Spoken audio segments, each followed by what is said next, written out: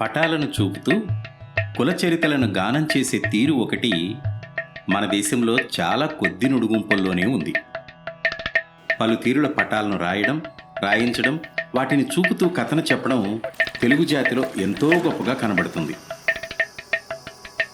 ఇక్కడున్నన్ని తీరుల పటాలు, పటం కథలు మరొక తావున ఉండవు. ఒంగోలుకు కాస్త ఎగువన గుండ్లకమ్మ అంచున ఉన్న ఇనమనమెళ్ళూరు అనే ఊరు పటంరాత కళాకారులకు పుట్టినిల్లు.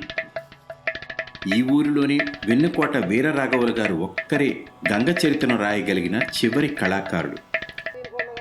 85 ఏళ్ల ముదిమి మీద పడిన వీరరాఘవులు గారిని పిలిపించుకొని గంగ చరిత్రను రాయించి రికార్డు చేసింది తెలుగు నెరవు. చూడండి మీరు కూడా.